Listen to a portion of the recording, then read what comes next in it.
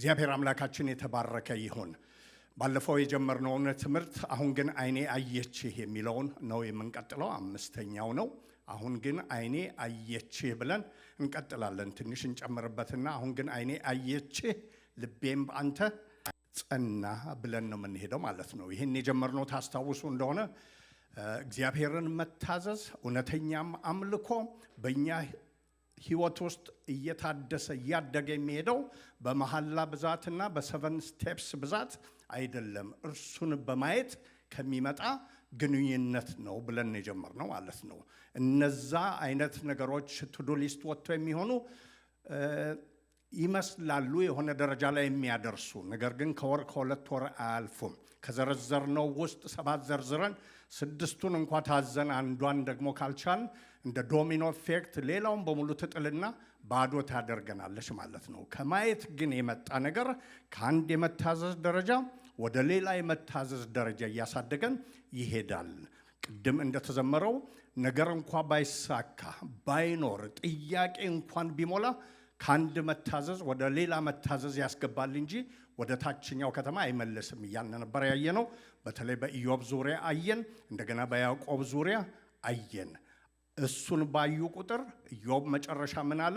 አሁን ግን አይኔ አየች ብሎ ተናገረ። እስካሁን የማቅህ እስካሁን ደግሞ የነበረኝ ዕውቀትና መታዘዝ ሁሉ በጆሮ የመስማትን ያህል ብቻ ነበረ። አሁን ግን ውዬ አንተ ጠይቀኸኝ፣ እኔም አንኳኩቼ፣ እኔ ፈልጌ አንተ ገልጠህልኝ ያየሁት ነገር የድሮውን ዕውቀቴን እንደ መስማት ያህል ብቻ የሆነ አድርጎልኛል። ስለዚህ ጥያቄም የለኝም።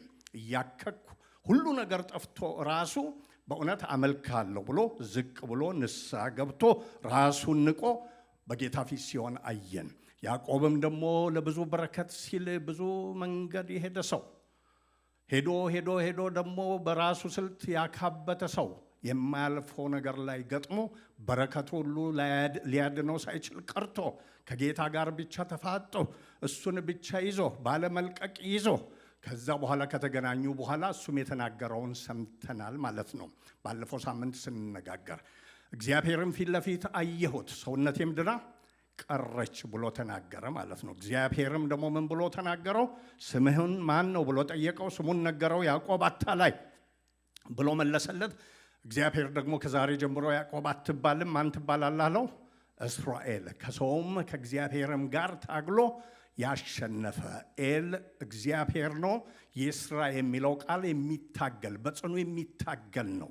ያዕቆብ አታላይነቱ ቀርቶ አሁን ታግሎ ከጌታ ጋር ሁሉ አሸናፊ ሆኗል ተባለለት ብለን ያየ ነው ማለት ነው። ዛሬ ከዛ እንቀጥልና አንዲት ሴት እንወስዳለን። እግዚአብሔርን ያየች በተለየ ሁኔታ መታ ስትመለስ ግን እይታዋ የጨመረ ከእይታዋ የተነሳ ዝማሬ በውስጧ የወጣ ዝማሬ ብቻ ሳይሆን አምልኮ የወጣ አምልኮ ብቻ ሳይሆን ትምህርት ከውስጧ የወጣትን ሴት እንመለከታለን። አንደኛ ሳሙኤል ላይ እንሄዳለን። ምዕራፍ 1 ላይ ምዕራፍ 2 ላይ ያለውን እናነባለን። ግን የምናየው ምዕራፍ 1ና 2 ውስጥ ያለውን ነው። እናንተን ሳያችሁ ብርቱ ናችሁ ብዬ አምናለሁ፣ እግሮቻችሁም ጽኑ ናቸው ብዬ እገምታለሁ። ዛሬ ብንቆም ምን ይመስላችኋል? ጌታ ይባርካችሁ።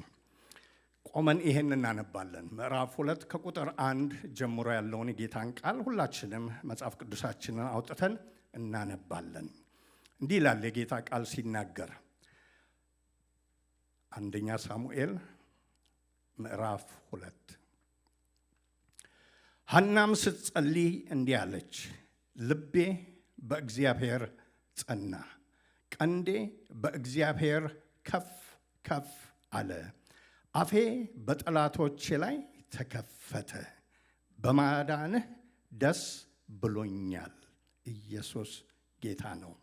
እንደ እግዚአብሔር ቅዱስ የለምና እንደ አምላካችንም ጻድቅ የለምና ካንተ በቀር ቅዱስ የለም። አትታበዩ፣ በኩራትም አትናገሩ፣ እግዚአብሔር አዋቂ ነውና እግዚአብሔርም ስራውን የሚመዝን ነውና ካፋችሁ የኩራት ነገር አይውጣ። እርሱ የኃያላንን ቀስት ሰብሯል፣ ደካሞችም በኃይል ታጥቀዋል። ጠግበው የነበሩ እንጀራ አጡ፣ ተርበው የነበሩ ከራብ አርፈዋል። መካኒቱ 7 ወልዳለችና ብዙም የወለደችው ደክማለች። እግዚአብሔር ይገድላል ያድናልም፣ ወደ ሲኦል ያወርዳል ያወጣል። እግዚአብሔር ድሃ ያደርጋል ባለጠጋም ያደርጋል፣ ያዋርዳል ደግሞ ከፍ ከፍ ያደርጋል። ከሕዝቡ መኳንንት ጋር ያስቀምጣቸው ዘንድ የክብሩንም ዙፋን ያወርሳቸው ዘንድ ችግረኛውን ከመሬት ያስነሳል፣ ምስኪኑንም ከጉድፍ ያስነሳል። የምድርም መሠረቶች የእግዚአብሔር ናቸውና በእርሱም ላይ ዓለምን አደረገ። እርሱ የቅዱሳንን እግር ይጠብቃል። ኃጥአን ግን ዝም ብለው በጨለማ ይቀመጣሉ። ሰው በኃይሉ አይበረታምና ከእግዚአብሔር ጋር የሚጣሉ ይደቃሉ። በሰማይም ያንጎደጉድባቸዋል። እግዚአብሔር እስከ ምድር ዳርቻ ይፈርዳል። ለንጉሡ ኃይል ይሰጣል፣ የመሲሁንም ቀንድ ከፍ ከፍ ያደርጋል። ይሄ የነበብኩት ዝማሬ ልክ ከብዙ ዓመታት በፊት ታሪኩን እንደምታውቁት ዛሬ ጠዋት እዚህ ሁላችንም እንደመጣ ነው የመጡ ሰዎች ነበሩ። በመጡ ሰዎች መካከል አንዳንዶቹ በተለያየ መንገድ፣ ሁሉም በተለያየ መንገድ መጡ። አንዷ ግን በተለየ መንገድ ስለመጣች ዕውቀት፣ እይታ፣ ጉብኝት ተጨምሮላት ከዛ ውስጥ የፈለቀ ዝማሬ ነው። መቼ ሰው ሁሌ ወደ ጌታ ቤት ሲመጣ በተለያየ ሁኔታ ይመጣል። ቤቱ የሆነው ነገር ብቻ ሳይሆን እንደገና ደግሞ አስተሳሰቡም ዝንባሌውም በብዙ ነገር ሆኖ ይመጣል። አንዳንዱ ልክ እንዳለፈው ሳምንት እንደመጣው ይመጣል፣ የዛሬ ዓመትም እንደመጣው ይመጣል። አንዳንዱ ግን አዲስ ነገርን ከጌታ ጋር ግንኙነት ፈጥሮ የእሱን ክብር አይቶ ተነክቶ እንደገና ለአዲስ ሕይወት፣ ለአዲስ መታዘዝ፣ ለአዲስ ስግደት፣ ለአዲስ አገልግሎት ጠብቆ ይመጣል። አመጣጥ የተለያየ ነው። ስለዚህ በዚህ ዝማሬ ውስጥ የምናየው ከበስተጀርባ የአራት ሰዎች ወግ በሴሎ የተከሰተው ነው። የአራት ሰዎች ውሎ በሴሎ የተከሰተው ነው። እነዚህም ሕልቃና፣ ፍናና፣ ሐና እና ካህኑ ኤሊ ይባላሉ ማለት ነው። ሁሉም በማለዳ ዛሬ እኛ እንደምንመጣው ወደዛ መጥተዋል ማለት ነው። በአንድ ማለዳ ውስጥ ግን ሲሄዱ ሶስቱ እንዳሉ ሲሄዱ አንዷ ግን ተቀይራ፣ አንዷ ግን ተነክታ፣ አንዷ ግን ዕውቀት ሞልቷት ሄዳለች። ምንድን ነው ልዩነቱ የሚለውን ነው በዚህ የምናየው። ሴሎ እንደምታውቁት ኢየሩሳሌም ውስጥ የጌታ መቅደስ ሳይሰራ በፊት እስራኤላውያኖች ከግብፅ ከመጡ በኋላ ዮርዳኖስን ተሻግረው ምድሪቱን ሲከፋፈሉ አንድ የማምለኪያ ቦታ ያስፈልጋቸው ነበርና ኢያሱ ያንን ሴሎን መርጦ የመገናኛውን ድንኳን በዛ ተከለ። ኢያሱ ምዕራፍ 18 ላይ ሄዳችሁ ታገኛላችሁ። ከዛ በኋላ ኢያሱም ካረፈ በኋላ በየዓመቱ በመሳፍንት ዘመን በሚባለው ወደዛ እየመጡ እስራኤላውያኖች በየዓመቱ ይሰግዳሉ፣ ለአምላካቸው ይሰዋሉ ማለት ነው። ልክ እኛ በየእሁዱ እንደምንመጣው እንደዛ ያደርጉ ነበረ። በየጊዜው እየሄዱ ልክ በዛው ስርዓት መሰረት አንድ ቤተሰብ ውስጥ ያሉ 3 ሰዎችና እዛው ደግሞ የሚያገለግለው ኤሊ በዚህ ማለዳ ተገኝተዋል።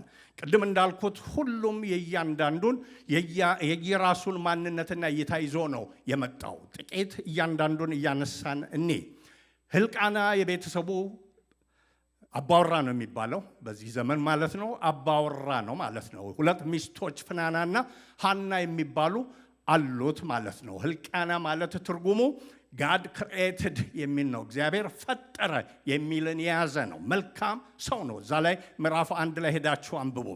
ይህን የሚያደርገው ወደ ሴሎ የሚወጣው በየዓመቱ ነው። ወደ ሴሎ ደግሞ ሲወጣ ብቻውን አይወጣም። ቤተሰቡን በሙሉ ይዞ ነው የሚወጣው። ቤተሰቡን በሙሉ የፍናናን ልጆች ፍናናን እንደገና ሐናንም ይዞ ይወጣል። ይህም ብቻ አይደለም። ይዞ ሲወጣ ደግሞ ሁሉም ወስደው ለእግዚአብሔር አምልኮ እንዲያቀርቡ፣ ለእግዚአብሔር ስግደት እንዲሰግዱ፣ ምስጋና እንዲሰጡ ለእያንዳንዳቸው የአምልኮ ድርሻ ይሰጣቸዋል። እያንዳንዱን ያዘጋጃል ማለት ነው። ሐና ትንሽ ችግር ስላለባት ኋላ የምናየው ለእሷ ደግሞ እጥፉን ሰጥቶ እባክሽን ለአምልኮ ተዘጋጂ፣ ለስግደት ተዘጋጂ ብሎ ይዞ የሚሄድ መልካም ሰው ነው። ጌታ የተባረከ ይሁን። እንዲህ አይነት ቤተሰቦች ብዙ ጊዜ እዚህ ቦታ ልጆችን ዴዲኬት ስናደርግ እንዲህ ብለን እንጠይቃለን። ይህን ልጅ ዛሬ እዚህ ቦታ ያስቀመጥከውን ያስቀመጥሽውን በጌታ ቤት በሱ ስርዓት እንዲያድግ ታደርጋላችሁ፣ ታደርጊያለሽ ብለን እንጠይቃለን። ብዙ ጊዜ መልሱ ምን የሚል ነው? የስ የሚል ነው። የእኛም መልስ ደግሞ ምንድን ነው? የጌታ ጸጋ በእናንተ ላይ ይሁን የሚል ነው። ስለዚህ ዛሬ እንመረምራለን። ስንቶቻችንን እኛ ራሳችን እንደ አርአያ ሆነን ሕልቃና አንድም ዓመት ሳይቆይ ቤቱ ውስጥ ዛሬ የምናያቸው ችግሮች ሁሉ እያሉ ሁለቱ ሚስቶች በዚህና በዛ ሁሉ እየተጋጩበት ግን ሳይቀር እያደላደለ እያዘጋጀ ድርሻ እየሰጠ የጌታ ጊዜ ነው፣ ወደ ሴሎ መሄጃ ነው፣ በፊቱ መስገጃ ነው ብሎ ይዞ ይሄድ ነበር። እኛስ እንደምንድን ነን? ብዙ ጊዜ ስለ ቤተሰብ ስለ ባልና ስለ ሚስት ሲነሳ እኛ ባሎች ዛሬ እህቶችን አንነካም። የእነሱ ቀን ስለሆነ ፍሬ ነው የምንለቃቸው ማለት ነው። እኛ ባሎች ቶሎ ብለን መዘዝ አድርገን የምንጠቅሳት ጠቅሳለች። ምን የሚል ነው? ሚስት ለባሏ በሉ እንጂ አትፍሩ ትገዛ የሚለው ሚስት ለባሏ ትገዛ። ባል ደግሞ የቤት ምንድን ነው? ራስ።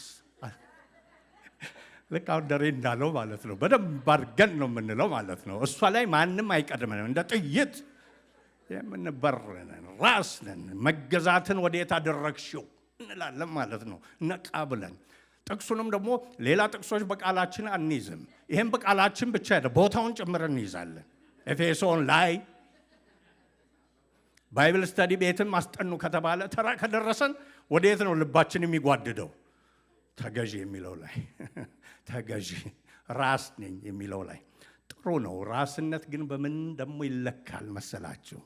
እንደ ሕልቃና ጊዜን ጠብቆ ማለዳን ጠብቆ ልጅ አልነሳ ሲል አስነስቶ ቤተሰብ ደግሞ ደክሞኛል ሐናም ደግሞ እንዲህ በምትል ጊዜ አይዞሽ ብሎ አባብሎ ለአንድ ጊዜ አይደለም ለሁለት ጊዜ አይደለም ሁሌ ወደ ጌታ ቤት ይዞ መምጣት ነው። ጌታ እንደዛ ያደርገን፣ በዛ ህይወት ይሙላን። የመገዛትን መለኪያ ስንፈልግ እኛ ያደረግነውን ነገር ከውስጡ እናደርግበት። ታዘናል፣ አሳይተናል፣ አርአያ ሆኖናል፣ እንደገና ደግሞ ወደ ቤቱ አምጥተናል የሚል ሕልቃና እንደዚህ አይነት መልካም ሰው ነው።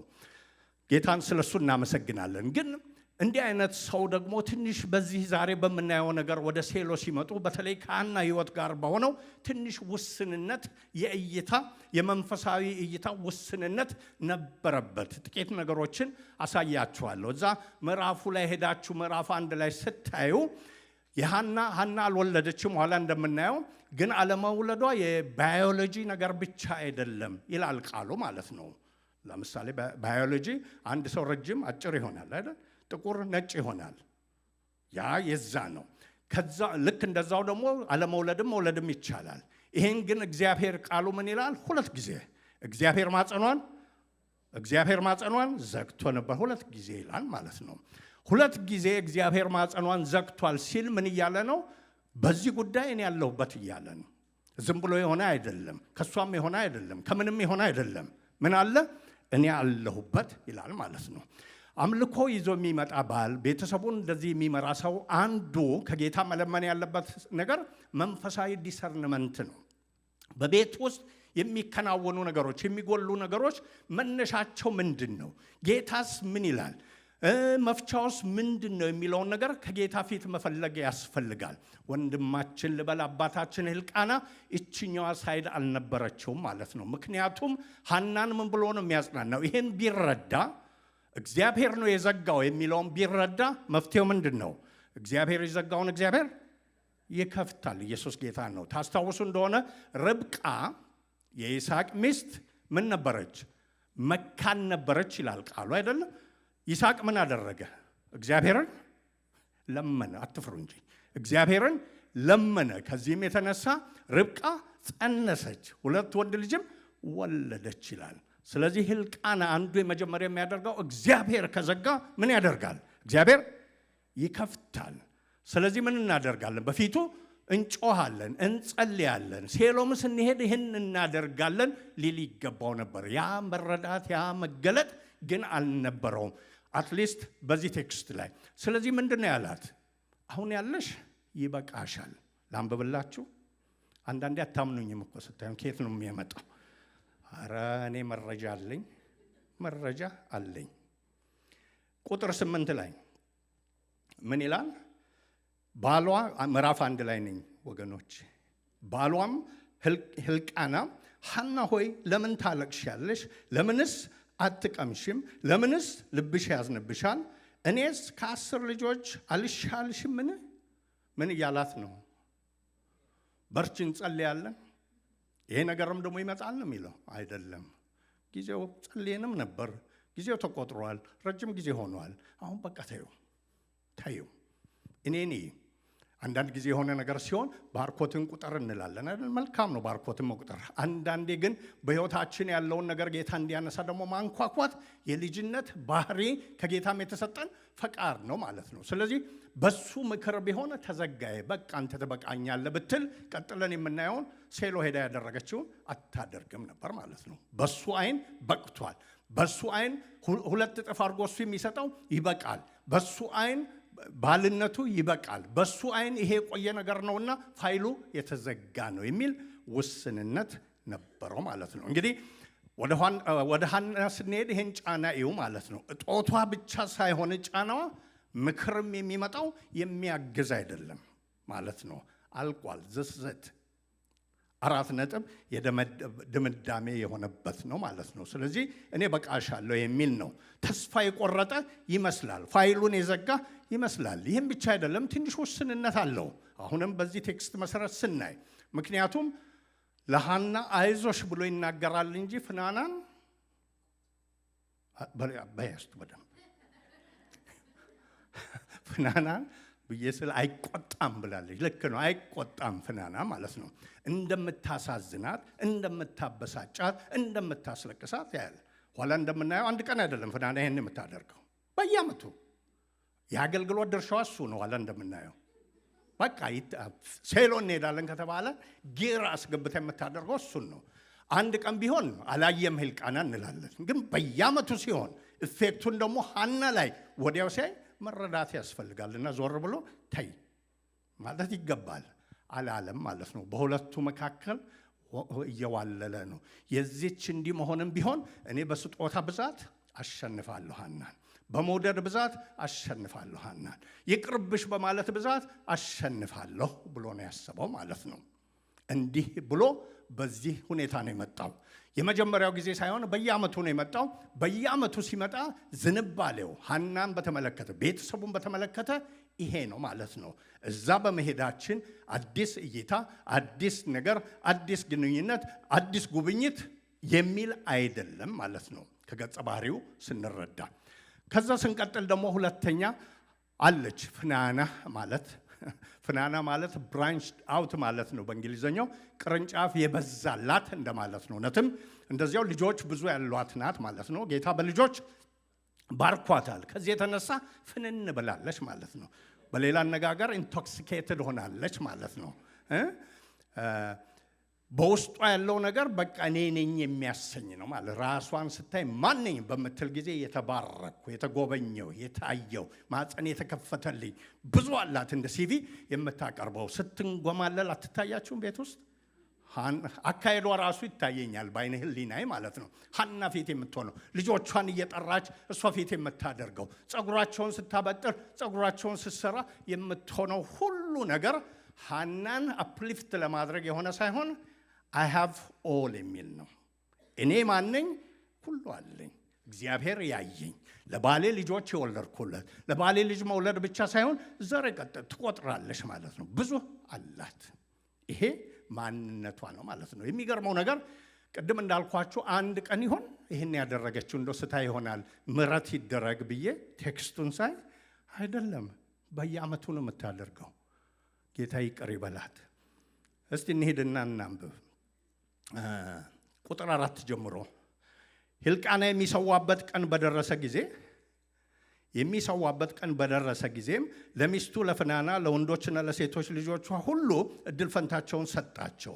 ሐናንም ይወዳት ነበርና ለሐና 2 እጥፍ እድል ፈንታ ሰጣት። እግዚአብሔር ግን ቅድም የምላችሁ መንፈሳዊ ነገር ይሄ ነው፣ ማጸኗን ዘግቶ ነበር። እግዚአብሔርም ማጸኗን ዘግቶ ነበርና አሁን ምን ይላል?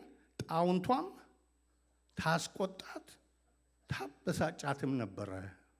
ገና ነው ታበሳጫትም ነበር ይልና የሚቀጥለውን ቃል እናንተ አንብቡልኝ፣ ድገሙልኝ። አሁንም ድገሟት። በየዓመቱም እንዲህ ባደረገ ጊዜ እርሷም ወደ እግዚአብሔር በምትወጣበት ድግግሞሹ ነው በየዓመቱም እንዲህ ሕልቃና ባደረገ ጊዜ ሐናም ወደ እግዚአብሔር በምትወጣበት ጊዜ ፍናና ምን ታደርጋለች?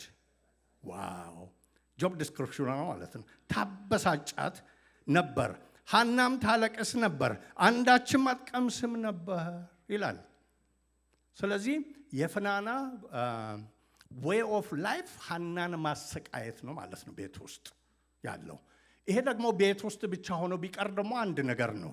እዚህ ቦታ ዋናው የስቃዩ መገለጫ ጊዜ መቼ ሆኖ ነው የሚመጣው? በየዓመቱ ሴሎ መሄጃ ሲመጣ። አስቡ እንግዲህ ጧት ጧት እሑድ ወደ ቸርች ልንመጣ ነው ስንል ቤተሰብ ውስጥ የሚነሳ ሰው ይኖር ይሆን? ያንን ሰው ጌታ ይቅር ይበለው። ሴቶችን አነካም ብያለሁ። በተለይ ወንድሞችን ጌታ ይቅር ይበለን። እህቶች በፀጉር ማበጠር ሲዘገዩ በምናምን ሲዘገዩ ፈላ የሚልብን ነገር ወደ ፍናና እንዳያደርሰን መለስ ቶሎ ማለት አለብን። ዋው ፍናና አገኘችኝ ዛሬ ብለን አደም መግዛት አለብን ማለት ነው። ልክ እሑድ ሲመጣ ሊነሳብን ሲል እህቶችን አልነካም ብያቸዋለሁ። በማርፈዳቸው አልነካም። እዚህ አምልኮ የሚጀመረው ስንት ነው? 10 ነው አይደል? ትንሽ መንካት አይቀርም እህቶችን ትንሽ ንካ አሰኝቶኛል። 10 ነው አይደል? የሚነሱት እነሱ በስንት ነው? በዚህ ብቻ አይደለም።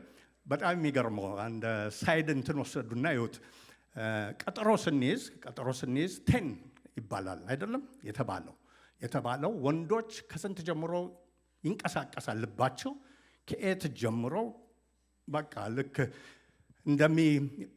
ሊነዳ እንደተዘጋጀ መኪና ኮብክበዋል ማለት ነው። እህቶች ምን ይላሉ? ከኤት ጀምሮ የሚሉት ምንድን ነው? ደገና አይደል እንዴ? 10 አይደል? ኤት ላይ ነው ይሄ። 9 ላይስ ምን ይላሉ? 10 አይደል እንዴ? ሄደን ምንድን ነው የምናደርገው? 9:45ስ 10 አይደል? አሁንም የት ነው ያሉት? 10ስ እንዴ? ገና 10 እኮ ነው። ፍናና ግን ከዚህ ከቴኑም ይበልጥ። እቺ ቴን ግን ቀላል ነገር አይደለችም። ያው እኛ አሁን አድገን ልጆቹ አድገው መኪና ይዘው ለየብቻ መተን ነው እንጂ በብዙ ጸሎት የሚሆን ነው። እኛ ቤት ደግሞ 3 እህቶች አሉ። ጸጋው በስቶልኝ ነው እዚህ የደረስኩት ማለት አውቃለሁ። I have been there በጀጅመንት አይደለም የሚላችሁ ልላችሁ ነው ማለት ነው። ግን የፍናናን መንፈስ እያወጣው ጌታው ይርዳኝ እያልኩ በፉጨትም በዝማሬም እያደረግኩ እዚህ ደርሻለሁ። ኢየሱስ ጌታ ነው። ፍናና እንደዛ የምታለሰልስ አልሆነችም። በየዓመቱ ሲነሳ በቃ ጊዜ መጣ የምትል ትመስላለች። ሰዓቴ ደረሰ፣ this is my time ትላለች። ለአምልኮ ግን አይደለም።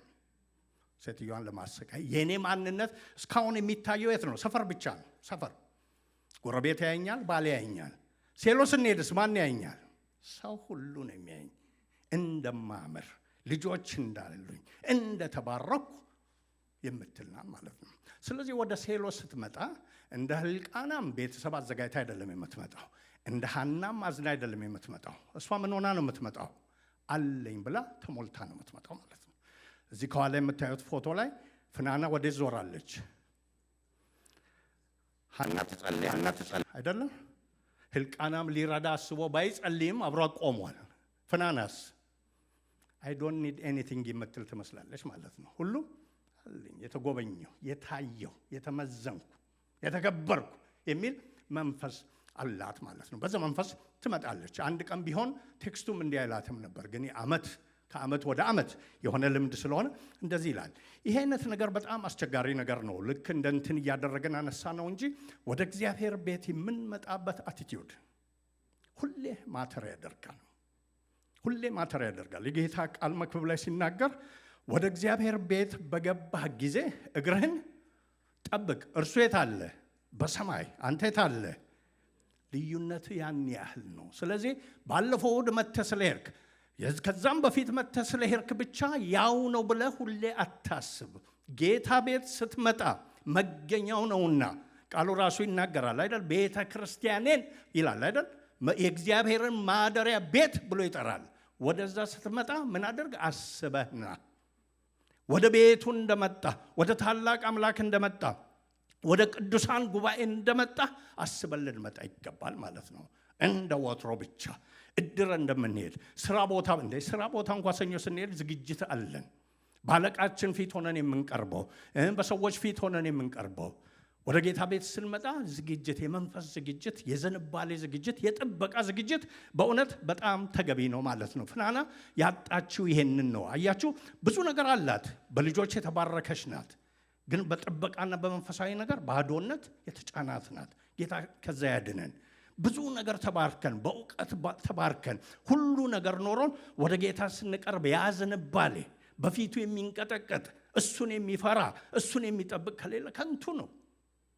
ነቃ ነቃ በሰዎች ፊት እንል ይሆናል። እሷ ልጆቿን እንደነዳችው ልንነዳ እንችላለን። በጌታ ፊት ግን ከንቱ ነው። አየህ ተባርካለች፣ ብዙ አላት። የታየችው ግን ያልተባረከችው ሐና ናት። አቲቲዩዷ የተለየ ስለሆነ አንድ ሰው ይህን ነገር ዲስክራይብ ሲያደርግ እንዲህ ይላል ማለት ነው በእንግሊዝኛው near sacred things but far from God ይላል ማለት ነው። sacred things ማለት ቅዱስ ዕቃዎች ወይ ቅዱሳን ነገር ውስጥ ቀርባ ነው ያለችው። መቅረብ ብቻ እንጂ ከጌታ የራቀች ናት ይላል። አይገርም? ሴሎ ሄዶ ጌታን ሳያገኙ መምጣት ምን ማለት ነው? ቸርች ሄዶ ሳያመልኩ መምጣት ምን ማለት ነው? በጣም አስቸጋሪ ነገር ነው። ቅርብ ናት ግን ከጌታ ጋር አይደለችም። ደጅ ናት ግን ንክኪ የላትም። ጌታ ይፈውሰን። ጌታ ይፈውሰን። እኛ የምናስበውን የምንመለከተውን የምንመዝነውን ብቻ እንዲናገረን እንዲሆንልን ብለን የምንመጣ ከሆነ ልክ እንደ ፍናና ነን ማለት ነው። ሰልፍ ሰፊሸንት ነን ማለት ነው። ግን የወደድከውን ተናገር፣ የወደድከውን ንካኝ፣ አጀንዳ በእኔ ላይ ይፈጸም፣ እኔም ባሪያ ሰማለሁ ብለን ብንመጣ እንደ ሐና ነን ማለት ነው። ማየት የሚቻለው ያ ሲሆን ነው። ይሄኛው ቅድም ያልኳችሁ አለኝ የሚለው ሲበዛ ግርዶሽ ነው። ቤቱ አለን አናይም፣ ደጁ አለን አናይም፣ እንዘምራለን አናይም። ጌታ እሱን ይንቀልልን። ስለዚህ ጌታ እንደዛ ያደረጉትን ሰዎች በመጽሐፍ ቅዱስ ደግሞ ደጋግሞ ይናገራል። ልጅ አባቱን ባሪያም ጌታውን ያከብራል። እኔስ አባት ከሆንኩ ክብሬ ወዴት ነው? ጌታስ ከሆንኩ መፈራቴ ወዴት ነው ብሎ ይናገራል ማለት ነው። አያችሁ ይሄ መፈራት የሚለው እግዚአብሔር መፍራት የሚለው ቴሮራይዝድ ሆኖ ሊገለኝ ነው የሚል አይደለም።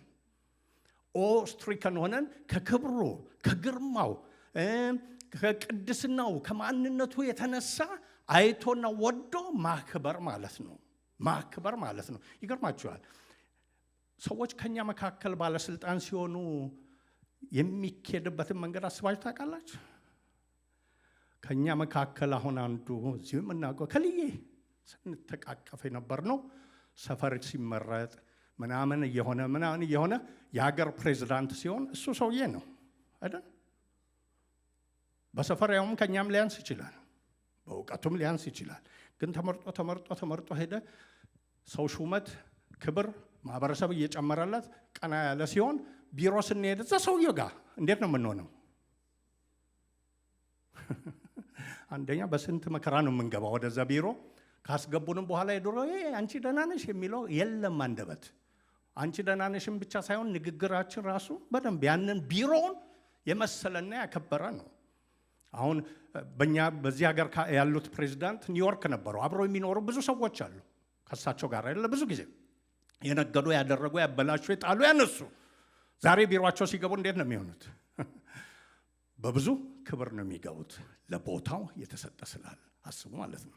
ወደ እግዚአብሔር ቤት ስንገባ፣ ወደ ፊቱ ስንመጣ፣ ስናገለግለው፣ ስንጸልይ፣ ስንዘምር፣ ደጁን ስናንኳኳ ያ አይነት አቲቲዩድ ሊኖረን ይገባል። ያ ከሌለ ጌታን ማየት አይቻልም። አንዱ እኮ ቅድስና መለየት እግዚአብሔርን መፍራት ነው። ታላቅነቱን ሪኮግናይዝ ማድረግ ነው። ክብሩን ማየት ነው። ከዚህም የመጣ አላደረኩ ሳንል ዝቅ የሚል መንፈስ፣ የተሰበረ ልብ መሆን ነው። ፍናና ያንን አጣች። ሁሉ አላት ግን የተሰበረ ነገር የላትም። ሁሉ አላት ፍርሃት ግን የላትም። ሁሉ አላት አክብሮት የላትም። እኛስ? ጌታ ከፍናና መንገድ ይጠብቀን።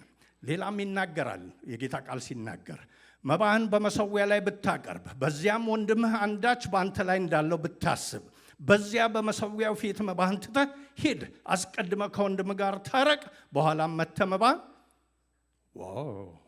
ጌታ ነው ይህን የሚናገረው።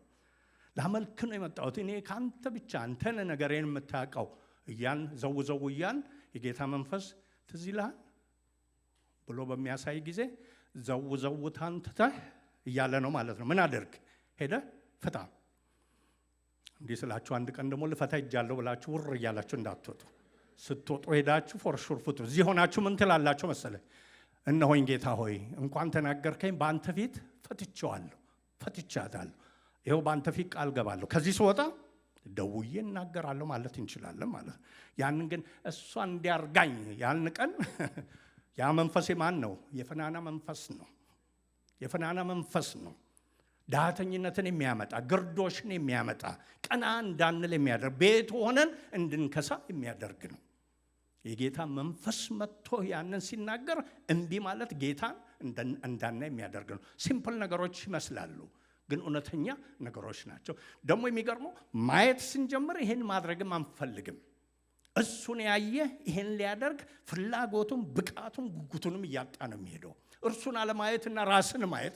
ፍናና ያየችው ማንን ነው? የሰጣትን እግዚአብሔርን ረስታ ልጆቿንና ራሷን ያየችው። ራሷን ያየችው። ሌላ ቦታ እግዚአብሔር ቃል ሲናገር እግዚአብሔርን እወዳለሁ እያለ ወንድሙን ቢጠላ ሐሰተኛ ነው ይልና ያየውን ወንድሙን የማይወድ ያላየውን እግዚአብሔርን ሊወደው አስቸጋሪ ነገር ነው። አያችሁ፣ እግዚአብሔር ቃል መለኪያ አድርጓል ማለት ነው። ላዩን ፍላይ የምናደርግበት ነገር የለም ማለት። ላዩን ፍላይ ስናደርግ ታች ወርደን እንነሳ ይላል ጌታ ማለት ነው። ታች እንወረድና ቀስ ብለን አኮብኩበን እንደ አውሮፕላን እንጀምር ይላል። እኛ ግን አትወሰደኝ ታች ላይ ብቻ ኖ ታች እንውረድ ይላል ማለት ነው። ፍናና ታች ብትወርድ ኖሮ እህቴ አንድ ቀን ማለዳ በዚህ ቀን ማለዳ ሲወጡ ወደ ሴሎ ሲወጡ ይህን ሁሉ ዓመት አሳዝኜሻለሁ፣ ይሄ አለኝ ብዬ ቆጥሬ ልቤም ታብቶብኝ እንደዚህ አርጌያለሁ፣ ያንቺን አምልኮ ሁሉ አበላሽቻለሁ፣ እኔም ባዶዬን ተመልሻለሁ፣ ዛሬ ግን እንደዛ አይሆንም ብትል ሁለቱ ሲሄዱ ሐና ብቻ ታስባ ሳይሆን ፍናና ምን ሆነ እንደምትመጣ ጌታ ብቻ ነው የሚያውቀው ማለት ነው። ከዚህ ምዕራፍ በኋላ አርጋ እንደሆነ አላውቅም። እስከዚህ ምዕራፍ ግን ኔቨር ሃፕንድ ማለት ነው። የጌታ ቃል ሲናገር ደስ ከሚላቸው ጋር ደስ ይበላችሁ፣ ከሚያለቅሱ ጋር አልቅሱ ይላል ማለት ነው። እሷ ያላደረገችው ይሄንን ነው። ሰው ብዙ ነገር ጎሎት እኛ በርክቶልን የኛን ስለበረከተልን ነገር እያመሰገን ስለጎደለው ሰው ካልጸለይን ካራራን እሱም ችግር ነው በጌታ ፊት። ገብቷችኋል? ያዕቆብ ላይ እምነት ምንድን ነው ብሎ ሲናገር በስራ የሚገለጥ ነው ብሎ ይናገራል ማለት ነው። አንዱ ባልንጀራ መጥቶ ደይቶ ተርቦ መጥቶ እያለ ሂድ እሳት ሞቅ ይህንንም ደግሞ አድርግ ብሎ ቢሄድ ያ እምነት አይደለም ብሎ ይናገራል ማለት ነው። ፍናናም ያደረገችው ባልንጀራዋ አዝና ስታለቅስ አብራ አላለቀሰችም ማለት ነው። እንዲሆና ወደ ሴሎ መጣች፣ እንዲሆና ከሴሎም ተመለሰች። ቃሉ የሚገርመው ሄዳችሁ ስታነቡ ይሄን አረገች ይላል እንጂ ከዛ በኋላ ስሟም የለም፣ የልጆቿም ስም የለም፣ የማንነቷም ኢምፓክት የለም። ጌታ ከዛ ይጠብቀን።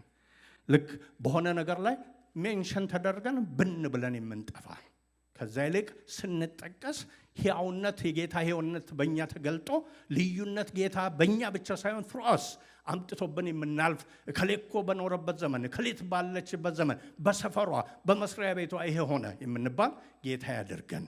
ያ የሚመጣው ግን በምንድን ነው? አሁንም በመሐላ ሳይሆን በዛ ልብ ቀርቦ ጌታንና ክብሩን ታላቅነቱን ከማየት የሚመጣ ነው ማለት ነው። ሶስተኛውን ካህኑን ኤሊን ታላቃችን ነው። እንዴት እንደምወቅስ አላቅም፣ ግን እንግዲህ የጌታ ቃል የወቀሰውን እኔ ምን ያደርጋለሁ? ወቅሳለሁ ማለት ነው። እኛው ሰውዬ ግን ደግሞ የሚለዩት ምንድን ነው? ቸርች ነው ያሉት ሁሌ ልክ እንደኛ ማለት ነው። ግን ቸርች ውስጥ ሆኖ ይሄ መንፈሳዊ ነገር ድብዝዝ ያለበት ከልምድ የተነሳ ድብዝዝ እና ፍዝዝ ያለበት ማለት ነው። ዛሬም ሲመጣ እንደ ትላንቱ ነው፣ ከትላንትም ከዛ በፊትም ሲመጣ አንድ ነው ማለት ምንም ቂም የማይለው ማለት ነው። በጣም ነው ያውም መጽሐፍ ቅዱስ ስለ ፊዚካል አፒራንስና ስለ እድሜው እየገለጠ ሲሄድ ደክሞ ነበር፣ ደንግዞ ነበር፣ አይኑ ፈዞ ነበር ይላል።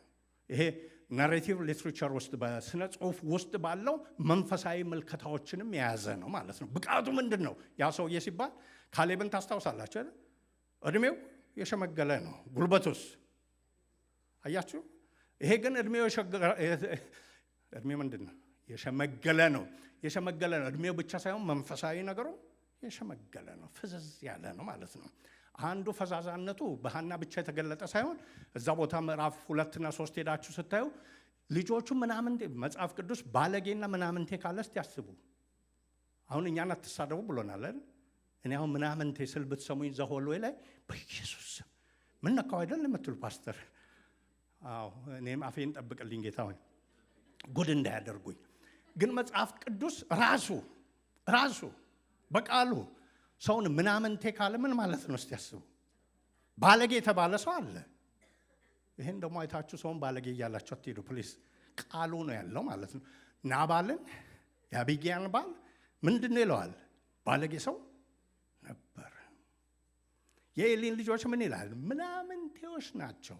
የሚያደርጉት የሚፈጽሙት ነገር ሁሉ ክፋቱ ያየለ ከሚፈጽሙት ምድራዊና ቅድስናን ካጎደለ ነገር በላይ ደግሞ የሚያደርጉት ምንድን ነው?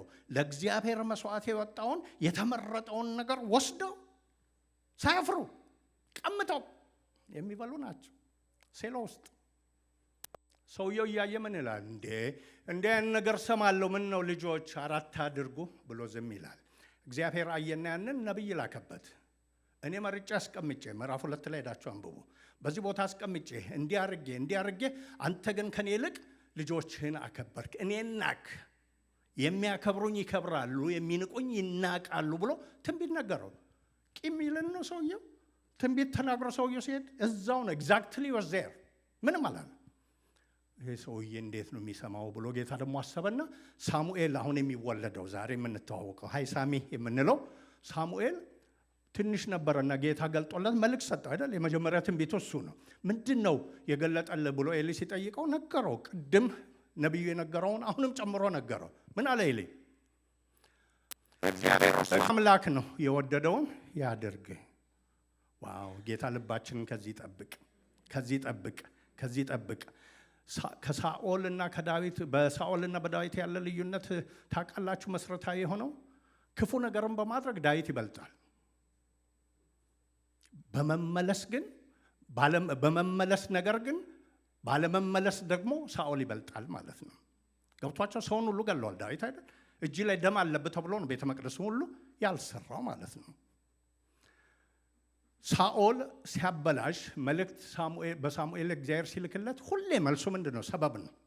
ድምፅ ሰማሁ፣ ሰዎች ሸሹ፣ ፈራሁ፣ ታዲያ ምን ላድርግ? እንደገናም ደግሞ አጥፋ ሲባል ሳያጠፋ ይመጣል። ምን ነው? ለጌታ ብዬ ነው። ሰበበኛ ነው። ከመጀመሪያ እስከ መጨረሻው ሰበቡ ነው። ዳዊትስ ምን ይላል? ምሳሌ ነግሮት የሰውን ሚስት ወስዶ እያለ ናታን መጥቶ በተናገረው ጊዜ ምን አለ? ወደ እግዚአብሔር ተመልሶ ያ ሰው አንተ ነህ ሲለው ዞር አለና ወደ እግዚአብሔር ምን አለ? ናታን አይደለም ያለው፣ አንተን ብቻ በደልኩ። ኢየሱስ ጌታ ነው። አንተን ብቻ አንድ ጊዜ አይደለም፣ ሁሌ በተያዘ ጊዜ። ያውም ታስታውሳላችሁ ሳኦል እያባረረው ሄዶ ካህናቱ ቤት ሄዶ የማይወሰደውን ወስዶ ከዛ በኋላ ከሸሸ በኋላ ሳኦል ደርሶበት የታደረጋችሁ ብሎ ሲናገር እንደሰጡ ታወቀና ሳኦል ገደላቸው አይደል? እንደገደላቸው ዳዊት ሲሰማ ምን አለ? ይሄ በኔ ነበር መሆን የነበረበት። አያችሁ ልዩነቱን? ይሄ በኔ ነበር መሆን የነበረበት እነሱ ሳይሆን ማለት ነው። ይሄ አቲቲዩድ አለው ማለት። ኤሊ ግን የዚህ አይነት ድምፁንም ሰምቶ የማያውቅ ነው ማለት ነው።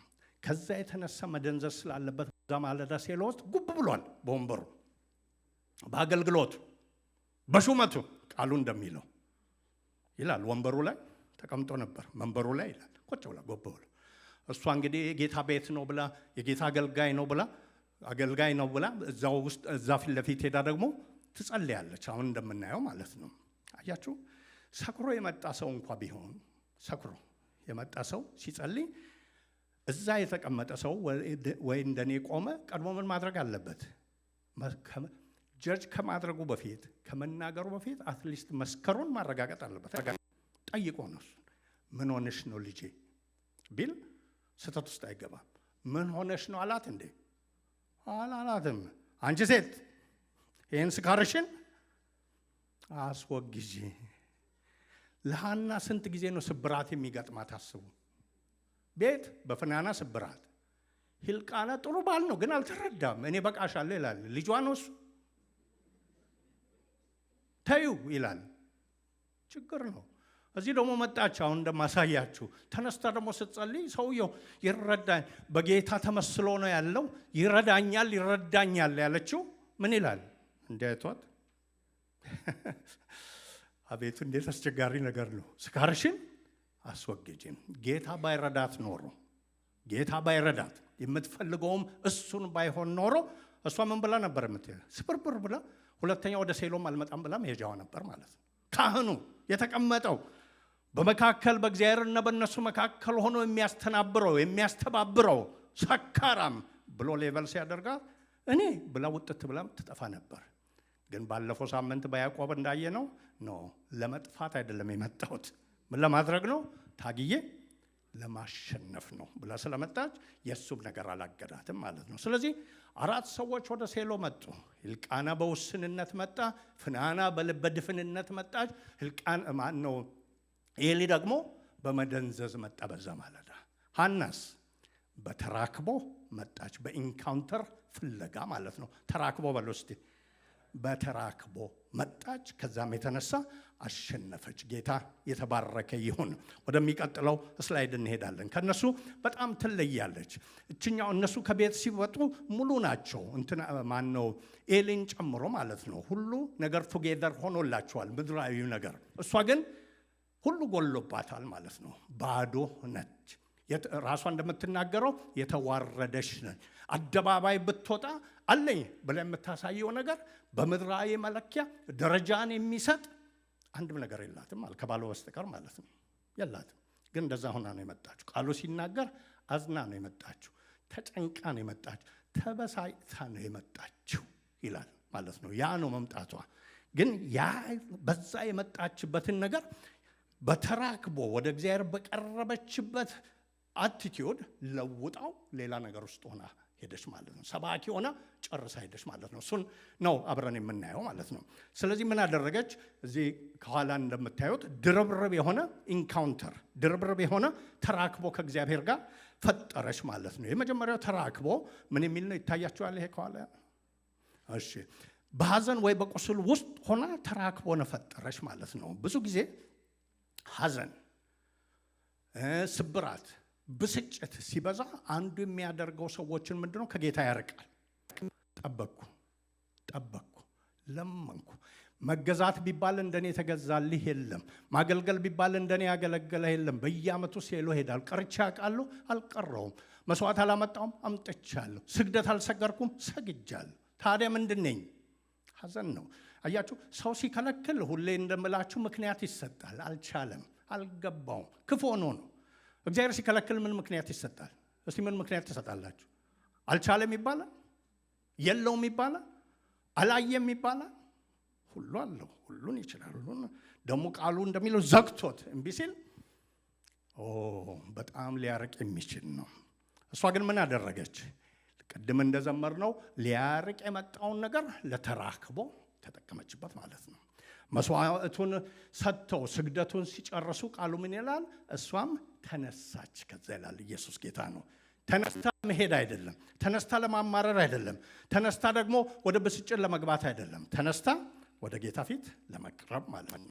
ስለዚህ ያደረገችው ነገር ምንድን ነው? ያ የሚመጣውን መከራ ወደ ተራክቦ ወደ ኢንካውንተር ለወጠችው። ይሄን ያመጣው ጌታ ነው፣ እሱ ብቻ ሊለውጠው ይችላል። ይሄን የሚያይ ጌታ ነው፣ እሱ ብቻ ሊለውጠው ይችላል። እዚህ ውስጥ ብዙ ነገሮች አሉ ማለት ነው። አንደኛ እሱ እግዚአብሔር ነውና እስከ ዛሬም ድረስ የቆየ ቢሆን አሁን ሊመልስ ይችላል። እስከ ዛሬ የረሳም ቢሆን አሁን ሊያስብ ይችላል የሚል እምነት በውስጧ ነበረ ማለት ነው። በሐዘኗ ውስጥ ተራክቦን አመጣች ማለት ነው። ሁለተኛው በሐዘንና በቁስል ውስጥ ያለው ተራክቦ ምንድነው? ተስፋ ይዛ ነው የወጣችው። ወደ ተስፋው ሳልሄድ በፊት እንዲህ ይላል ቃሉ ስለ ጽናቷ ሲናገር ቁጥር 9 ጀምሮ ቶሎ ላንብብ። በሴሎ ከበሉና ከጠጡ በኋላ ሐና ተነሳች ይልና 4 ነጥብ ይላል። ልክ እዛ ቦታ የሚቀጥለውን ባይነግረን ዝም ብሎ ደፍኖ ቢተው ተነሳች የሚል ብንሰማ ምንድነው የምናስበው? ተነስታ የት ሄደች? እንግዲህ ለለቅሶ ሄዳለች፣ ለሐዘን ሄዳለች ነበር የምንሞላው። ተነስታ ግን ለዛ አይደለም የሄደችው። ቀጥሎ ምን ይላል? ወደ እግዚአብሔር ቀረበች። ካህኑ ኤሊ በእግዚአብሔር መቅደስ መቃን አጠገብ በመንበሩ ላይ ተቀምጦ ነበር። እርሷም በልቧ ትመረር ነበር።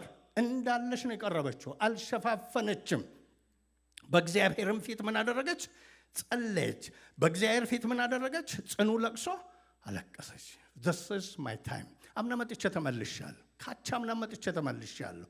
አሁን ግን በተለየ መንገድ ይዛለሁ። ልክ ይሄን ጨርቁን እንደያዘችው ሴትዮ እንደገናም ደግሞ ብትወድ ታነጻኛለህ ብሎ እንደቀረበው አልለቅም የሚል ስሜት ይዛ ከሀፍረቴ ጋር አልመለስም፣ ከውርደቴ ጋር አልመለስም፣ ከብስጭቴ ጋር አልመለስም፣ ከለቅሶዬ ጋር አልመለስም የሚል የጌታ ቃል ጽኑ ብሎ ሲናገር እንግዲህ አስቡት ማለት ነው። የማይለቅ ማለት ነው። ማንኳኳት ቢሆን መፈለግ ቢሆን እንደገናም ደግሞ የጌታን ማንነት ይዞ አለመልቀቅ ቢሆን በዛ ውስጥ አለ ማለት ነው። ሐና ይህን አደረገች። ይህን ስታደርግ ደግሞ የሚገርመው አምና መታሄዳለች፣ ካቻምና መታሄዳለች። ዚስ ታይም የተለየ ነገር ነው ያደረገችው። ተስፋ ይዛ ነው የጸለየችው ማለት ነው። ተስፋው ምን ላይ ነው? ሕልቃናም በቃሽ ቢል መንገድ አለ። አሁን ዓመታትም ቢቆጥር መንገድ አለ። አሁን ጊዜ አለ። አሁን ለዛ መረጃው ምንድነው? ቁጥር 11 ላይ እንዲህ ትላለች። እርሷም አቤቱ የሚገርም ነገር ለብዙ ዓመት ምንም የሌላ ሴትዮ ጸሎት ቀርባ ኔጎሺዬሽን ከጌታ ጋር ጀመረች ማለት ነው። ፖሲብል ብላ ነው ማለት የሌለ ቢሆን የማይመጣ ቢሆን የማይቻል ቢሆን እንዲህ ብሎ መጸለይ አይቻልም። ግን ምን ብላ በልቧ አምናለች? ቆይቷል ግን ሊሆን ይችላል፣ ብዙ ጊዜ ሆኖ ግን ሊሆን ይችላል አንተ ከወደድክ ብላ ኔጎሺዬሽን ጀመረች። ቁጥር 11 ላይ እርሷም አቤቱ የእስራኤል ጌታ ሆይ የባሪያህን መዋረድ ተመልክተህ ብታስበኝ እኔንም ባትረሳ ለባሪያህም ወንድ ልጅ ብትሰጥ ዕድሜውን ሁሉ ለእግዚአብሔር እሰጠዋለሁ፣ ምላጭም በራሱ ላይ አይደርስም ብላ ስለተሳለች። የሚገርም ነገር ነው። ቆይቷል እንጂ ማድረግ ትችላለህ። ብዙ ጊዜው ነው እንጂ መመለስ ትችላለህ። መመለስን አድርገህ ደግሞ ብትሰጠኝ እኔ ደግሞ የማደርገው ነገር አለኝ፣ መልሼ ላንተው እሰጣለሁ። ኢየሱስ ጌታ ነው። ይህን አለችና ተስፋ ያለው ጸሎት ነው፣ ተስፋ ያለው መስተጋበር ነው የፈጠረችው እያልኳችሁ ነው። ይህን አርጋ ግን አልለቀቀችም። ይህን ብላ እዛው ላይ ቆየች ማለት ነው። በጌታ ፊት ድምፅ እስከሚጠፋ፣ ጉልበት እስከሚጠፋ፣ ቃላት እስከሚጠፋ፣ ነፍስ እስከሚፈስ እምቢ አለች ማለት ነው። ገብቷችኋል? ይሄ ያዝ ለቀቅ ጸሎት አይደለም። ነካ መለስ ጸሎት አይደለም። በድምፅ ብቻ የተነበደመ አይደለም። ከነፍስ የፈሰሰ። ይሄን ሲያይ ነው ቅድም ኤሊ ምን ብሎ የተናገራት? ይሄን ወይን ጠጅሽን ስካርሽን ካንቺ አርቂው ብሎ የተናገራት ምን ስለሚሆን ነው ይላል እዛ ቃሉ ሲናገር። ሄደን ብናነበው ጸሎቷን በእግዚአብሔር ፊት እስቲ አብረን እናንብብ። ጸሎቷ በእግዚአብሔር ፊት ምን አለች? ባበዛሽ ጊዜ። ያዝ ለቀቅ አይደለም። ባለፈው የያዕቆብን ስናይ አስነክሶ የሚመልስ ነገር ያዝ ለቀቅ የሆነ ነገር አይደለም ብለን ነበር ያየን አይደል? ይዞ አለቀማ ልቀቀኝ አለው እግዚአብሔር። እሱ ምን አለ? አለቀም። ልክ እሷም እዚህ በዛ ተርምስ ነው የምትሄደው ማለት ነው። ባበዛች ጊዜ ኤሊ አፏን ይመለከት ነበር፣ ሐናም በልቧ ትናገር ነበር፣ ድምጿም ሳይሰማ ከንፈሯን ታንቀሳቀስ ነበር። ትለዋለች መዓት ነገር ውስጥ ና ከጌታ ጋር የምትለው ጌታ ነው የሚያውቀው፣ እሷ ብቻ ነው የምታውቀው ማለት ነው። ግን ጽኑ የሆነ ነገር ነው፣ በጌታ ፊት የፈሰሰ ነው። ኤሊም እንደ ሰከረች ቆጠራት። ኤሊም ስካርሽ ከመቼ ነው? ወይን ጠጅሽን ከአንቺ አርቂው አላት። ሐናም ጌታ ሆይ አይደለም፣ እኔስ በልቧ ያዘነባት ሴት ነኝ፣ ጠጅና ሌላ የሚያሰክር ነገር አልጠጣሁም። ነገር ግን በእግዚአብሔር ፊት ነፍሴን አፈሰስሁ፣ ሐዘኔና ጭንቀቴ ስለበዛ እስካሁን ድረስ ተናግሬያለሁ። ይህን ሳነብ እንዴት ደስ አለኝ። አለመልቀቋል፣ ነፍሷን ደግሞ ማፍሰሷ፣ በዛ መቆየቷ ብቻ አይደለም፣ ሰውየውን አኩርፋ ትታ ለመሄዷ። አሁን ትግሏ ከጌታ ጋር ብቻ አይደለም፣ ከሰውየውም ነው አይደል? እዛ የሚያስተዳድረውና የሚያስተናብረው በቃሽ this is too much። አሁን እናንተ እንደዛ ብላችሁ ሳምንት አታዩኝም። ይቀልዳል እንዴ? እንትና ቸርች ነው የምንሄደው፣ እሱን ማን ብሎት ነው የምትሉ። የሆነ እንኳን ተቸግራችሁ ብትሉ እሱ አይደለም ከእሱ አልፎ ጌታ ያደርግልኛል ቦታ ይሄን ነው አትሉ። ዛጥ ብላ ነው የምትሉ ማለት። እሷ ግን አላለች። ምን አለች? እሱንም በማክበር ጌታንም በማክበር በመዘርዘር እኔ የመጣሁት ለጉዳይ ነው፣ ጉዳዬ የከበረ ነው፣ ከአንተ እይታም ያለፈ ነው። ስለዚህ አንተ አላይም እንኳ ብትል እኔ አይቻለሁ፣ ጌታም አይቶልኛል፣ ነገሬ እንደዚህ ነው፣ አዝኛለሁ፣ ልቤ አዝኗል፣ ነገሬ እንደዚህ ሆኗል፣ ስለዚህ ነፍሴን በጌታ ፊት አፍስሻለሁ፣ አብዝቼውም ሊሆን ይችላል ብላ ለሱም አስረዳችው፣ መሰከረችለት ማለት ነው። ቅድምም ብያችኋለሁ፣ አይኑ ደንዝዟል፣ መንፈሳዊ አይኑ ብያችኋለሁ አይደል? እችኛዋ ጎሎባት የመጣችው አስተማረችው ማለት ነው። ለካ ሁሌ ሰው እንደዚህ ወድቆ እንደዚህ ሲንቀሳቀስ በስካር ብቻ አይደለም። ጌታ ፊት ነፍስ ማፍሰስ እንደዚህም ነው። ደጁን ማንኳኳት እንደዚህም ነው። መፈለግ እንደዚህም ነው። ጎድያለሁ ብሎ መገኘት እንደዚህም ነው ብላ አስተማረችው ማለት ነው። ከዛ ደንግጦ ምን አለ? የጸለየችውን እግዚአብሔር እንዲያደርግላት ባረካት ይላል። ጌታ የተባረከ ይሁን። አያችሁ፣ ፍናና ልቧ ሞልቶ በነገሯ ደንዝዛ መጣች። ሕልቃናም ደግሞ ውስን ሆኖ መጣ። ኤሊም ደግሞ ያው አይኑ አያይም። ሐና ግን በዚህ ስለመጣች ገና ነገሩ እንኳ ሳይፈጸም ውጤቱን አገኘች። ቃሉ ምን ይላል? ስትነሳ እንደዚህ ብሎ ይናገራል ማለት ነው። ቁጥር 18 ላይ ሴቲቱም መንገዷን ሄደች በላች የሚልና ምን ይላል? ፊቷም ከእንግዲህ ወዲያ ሐዘንተኛ መስሎ ምን መጣ እንዴ? ሴትዮዋ አላረገዘችም፣ ግን አለቀ በጌታ ፊት። ጉዳዩ ተፈጸመ በጌታ ፊት። የገባት ነገር፣ ያ የከበዳት ያስለቀሳት ነገር ከሷ ሊፍትድ አፕ ሲሆን ያየችው የተሰማት ነገር ስላለ እዛ ጥላ ስትነሳ ልቧ ሁለተኛ አላዘነም። ደስ አይልም? ለዚህ ነው ፊልጵስዩስ ላይ የሚያስጨንቃችሁን ነገር ሁሉ በእርሱ ላይ ጣሉት ይልና አእምሮን ሁሉ የሚያልፍ እግዚአብሔር ሰላም በክርስቶስ ኢየሱስ በኩል ምን ያደርጋል? ልባችሁንና ሐሳባችሁን ይጠብቃል። አያችሁ፣ አረገችና ስትነሳ ሰላሟ የሞላ ሆነ። ቅድም የምትሉትን አምጡት፣ በየአይነቱ አምጡት። በላች። አሁን ደግሞ ምን እናድርግ? አብራ አደረገች። ሲሄዱም ፕሮባብሊ የድሮ መስሏ ፍናና ይኸው ልጆች ስትይ ባክሽ የኔ ነገር ላይ ደርሷል እኮ አሁን ከምድሩ አይደለም የሚመጣውም ደግሞ አስናቀ ተብሎ የሚጠራ ነው እያለች ለሷ ላለች መንፈሳዊ ስለሆነች አሁን ግን አላዝንም፣ ያውም ልጆችሽን አበጥርልሻለሁ፣ እጠቢ ካልሽ አጥባለሁ፣ ትምህርት ቤት ወሰጂ ካልሽ ወስድልሽ፣ እንደ ድሮ መስሎሽ ነው? ጨርሻለሁ በጌታ ፊት። ኢየሱስ ጌታ ነው። ጌታ እንደዛ ያርግልን። በዛ ዝቅ ባለ ነገር መጥቶ በእውነት ጌታን ፈልጎ ኢንካውንተር ያገኘ ሰው ምንም እንኳ ሳይፈጸም አይታዋለችና ተረድታዋለችና ገብቷታልና ልቧ ምን ሆነ? ሙሉ ሆነ። ምዕራፍ 2 ላይ ልቤ በእግዚአብሔር ጸና የምትለው ከመወለዱ ብቻ አይደለም። ሳይወለድ በፊት ሐዘኔ ከኔ ርቋል፣ ውርደቴ ከኔ ተነስቷል፣ መሸነፌ ከኔ ተወስዷል። ስለዚህ ምን ሆነ? ገና ባይሆንም ልቤ በምን ሆኗል? በእግዚአብሔር ጸንቷል። ኢየሱስ ጌታ ነው። ቀንዴም በፍናና ላይ ማለት ነው ከፍ ከፍ ብሏል። ቀንድ ማለት ስትሬንግዝ እና ክብር ነው። በየቀኑ ቀው ያደረገችኝ ወደ ውስጥ የገባው ቀንዴ አሁን ምን ብሏል? የፈለገበት ቀውረኝ አይገባም ማለት ነው። የፈለገበት ጎተተኝ አይገባም። የፈለገበት ገባ አይና። ምክንያቱ ምንድን ነው? ልቤ በእግዚአብሔር ጸንቷል። ኢየሱስ ጌታ። ፊቷ አበራ፣ ቤት አበራ፣ ዝማሬ ነው። ሕልቃና ግራ ገባው። ቅድምም አልወለድሽም፣ አሁንም አልወለድሽም፣ ስመክርሽ ይሻላልሽም፣ አሁን ከየት መጣ? አንተ አታውቅም። የመጣው መጥቷል። ጌታን አግኝቻለሁ፣ ፊቱን አይቻለሁ፣ ክብሩን አይቻለሁ፣ ሰምቶኛል፣ እንደሰማኝ ተረድቻለሁ። ደስ የሚል ነው። ኢየሱስ ጌታ ነው። ለጌታ ክብር ይሁን። ክብርና ምስጋና ለጌታ ይሁን። የሚገርመው የአንዳንድ ሰው ነገርና ህይወት ተራክቦ እዚህ ላይ ይቋጫል። በቃ ለምኑ አግኝቶ ወደ ቤት ይሄዳል ማለት ነው። የሐና ተራክቦ አሁን ገና መጀመሩ ነው። አም ጀስት ስታርቲንግ እያለች ነው ሴትዮዋ ማለት ነው። አሁን ገና መጀመሬ ነው። ኢየሱስ ጌታ ነው። ታሪኩን ሄዳችሁ ስታነቡ ወደ ቤት ሄደች። ሕልቃናም ሚስቱን አወቀ። እግዚአብሔርም ቅድምም ብለዋለች፣ ብታስበኝ አይደል ያለች፣ ባትረሳኝ፣ ብትጎበኘኝ፣ ውርደቴን ብትቀይር ያለችው ልጅ እግዚአብሔርም አሰባት ይልና ወንድ ልጅም ወለደች። ስሙን ማን አለችው? ከእግዚአብሔር ለምኜ ተቀብየዋለሁ ብላ ሳሙኤል አለችው። ለእግዚአብሔር ምስጋና ሰጠች። ይሄ የኔ ድርጊት አይደለም። ኢትስ ኖት ማይ ኦን ዱይንግ። ጌታ ያደረገው ለምኜ የተቀበልኩት እርሱ የጎበኘኝ ውርደቴን ያስቀረልኝ ነው። ስለዚህ ማን እለዋለሁ? ሳሙኤል። ስሙ በተጠራ ቁጥር የጌታ ክንድ ይታወጃል፣ ክብሩ ይነገራል፣ ስራው ይነገራል።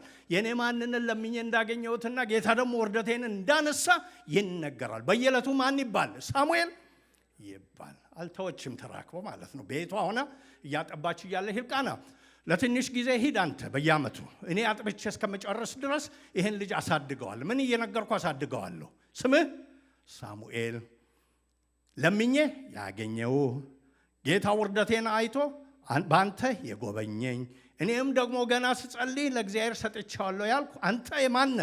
የሱ ነህ፣ የሱ ነህ፣ የሱ ነህ፣ የሱ ነህ እያለች እያጠባች አሳደገች። ልክ የማጥባት ወራቱ ካለቀ በኋላ ይላል መጽሐፍ ቅዱስ አይደል?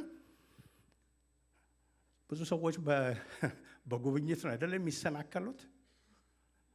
በሉኝ፣ ምን ነው አትፍሩ። ጌታ ሆይ እንደው ስራ ብትቀይርልኝ፣ ወጪ ቢል በስቶብኛል፣ ይህም ብትሞላል፣ እችን ብታደርግልኝ፣ እኔ ቸርች እንደው የፈለገ ለምን አይሰጡ? ቁም ቢሉኝ ቆማለሁ፣ ተኛ ቢሉኝ ይተኛል።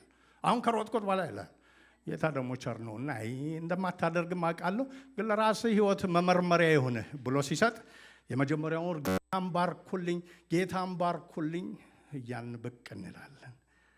ከዛ ነገሩ ሰብሰብ ሲል፣ ጎተራው ሞላ ሲል፣ ነገር እየቀና ሲል፣ አንቱታ ሲመጣ አልፎ አልፎ እንዴ ስራ እኮ ብዙ ነው፣ ይሄም እኮ አገልግሎት ነው፣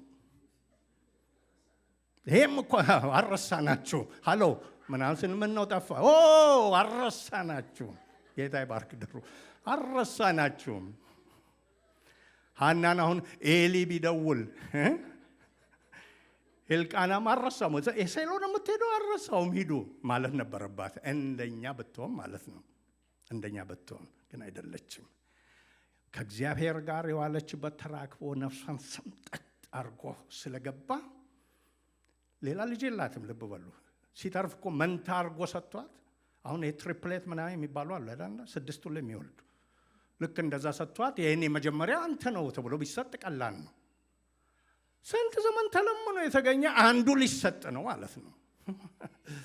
ለእኛ እንደዛ ሆኖ ቢመጣ ይህን ደሞዝ ሰጥሃለሁ የ3 ወር ግን አንዱን ወር ትሰጣለህ በልመና ጊዜ ቢለን የአንዱ ወር በደንብ ነው የምሰጥህ። ጌታ ደብሉን አድርጎ ደግሞ ሲባረክ ስንቆጥረው ይሄ ሁሉ ለቸርች ምን ይሰራል? ምን ያደርጉበታል እነሱ? እኔውም ግራ ነው የሚገባኝ እኮ ማለት እንጀምራለን። ሴትዮዋ ሳሙኤል የማን ነው? ለምኛ ያገኘሁት የጌታ ብቻ ነው፣ የማሳድገው ለማን ነው? ለጌታ ነው ብላ ልክ ጊዜው ሲያልቅ ለሌላ አምልኮና ለሌላ ተራክቦ ይዛው ሄደች።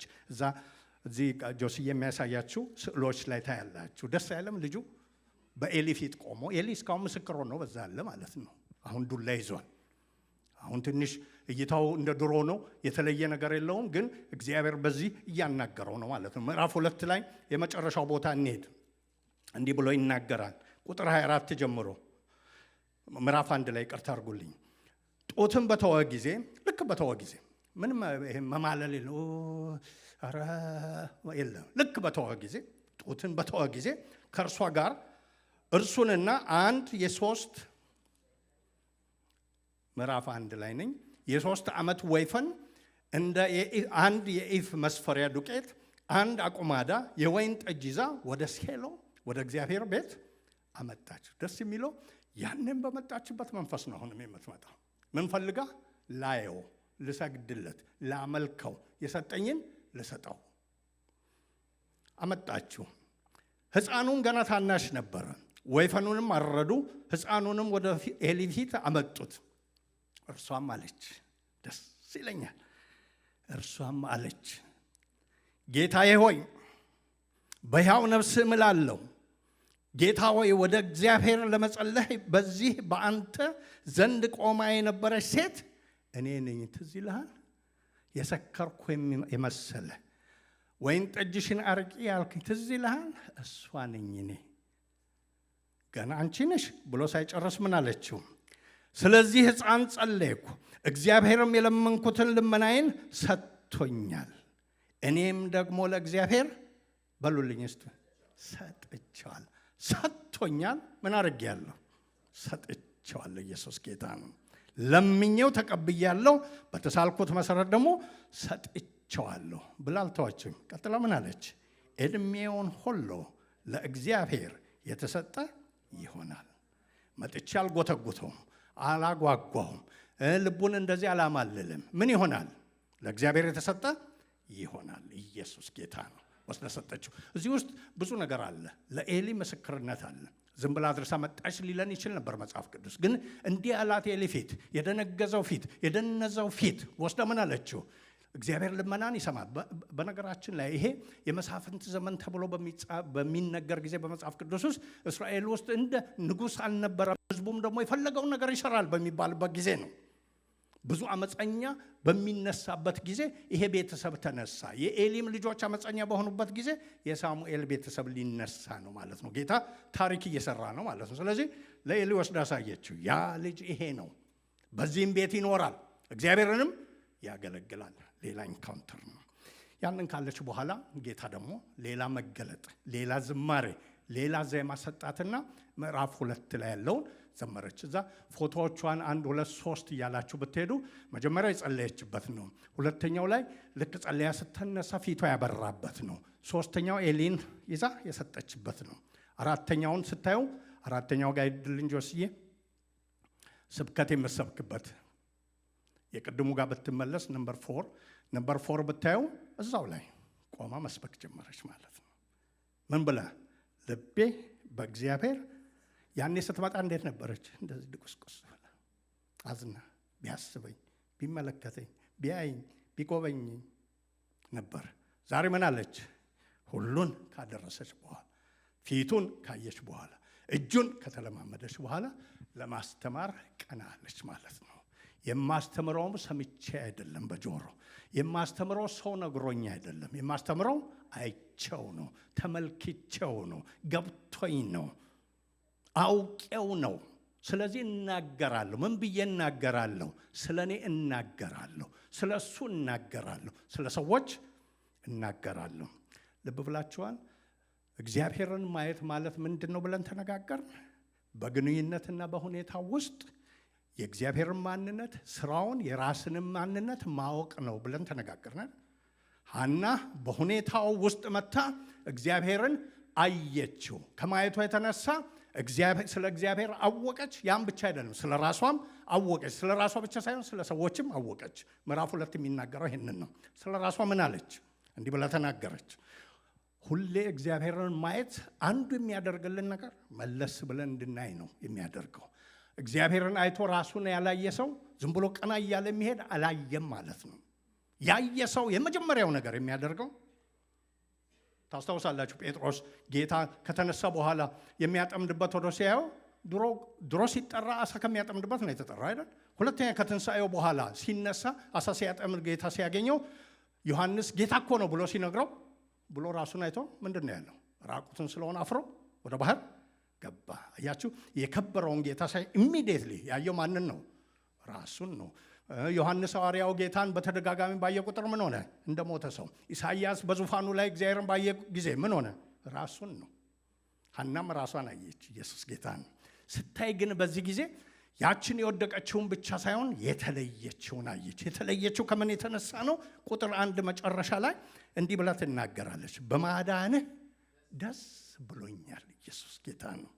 ራሴን ሳየው፣ ልቤን ስመረምረው፣ ክብሬን ስለካው፣ አፌን ስመዝነው አንድ ነገር ሆኛለሁ። የድሮ ሐና አይደለም፣ መረዳቴም የድሮ አይደለም፣ በፊትም ያለው መንቀሳቀሴም አገልግሎቴም የድሮ አይደለም።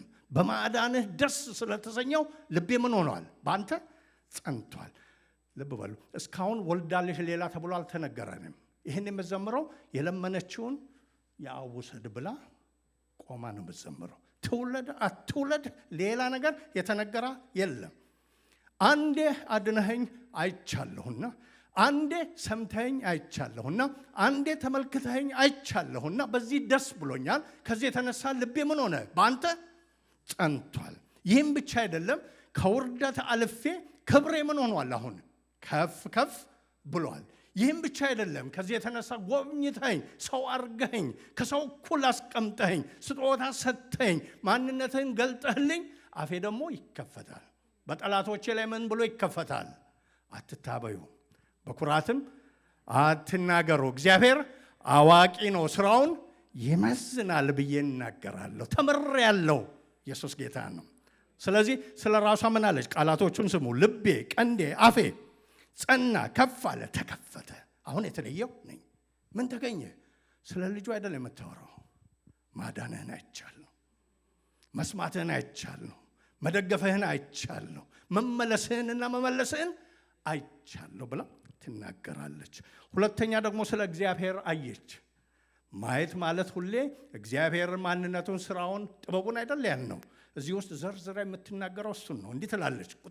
ራሴን አየው ካለች በኋላ ደግሞ ምን ትላለች? ቁጥር 2 እንዲህ የሚል ቃል አለ። እንደ ካንተ በቀር ይላል 3 ጊዜ። ምን እያለች ነው? እንደ ይልና ቃሉ ጋር ሄደን እንደ ይልና የለምና፣ እንደ ይልና የለምና፣ ካንተ በቀር የለም ይላል። በዚህ አሰረችው ማለት ነው። ማን ነው እግዚአብሔር ለሚባለው እናገራለሁ፣ አፌን ከፍታለሁ፣ ጮክ ብዬ እመሰክራለሁ። ስለሰማው ሳይሆን ስላየሁት ምን እላለሁ? እንደ እግዚአብሔር ቅዱስ የለምና፣ እንደ አምላካችን ጻድቅ የለምና፣ ካንተ በቀር ቅዱስ የለምና።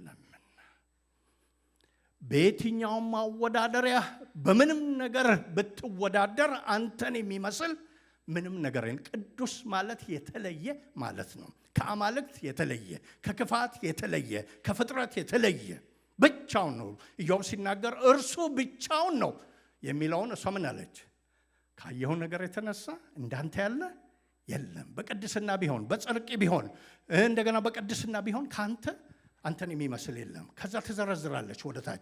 ወደ ሰዎቹ ኋላ እመጣለሁ። ወደ እግዚአብሔር ያለችውን ልዘርዝር። ቁጥር 3 ላይ እግዚአብሔር ስራውን የሚመዝን ነውና ካፋችሁ የኩራት ነገር አይውጣ ትልና ከቁጥር 4 ጀምሮ እንዲህ ትላለች።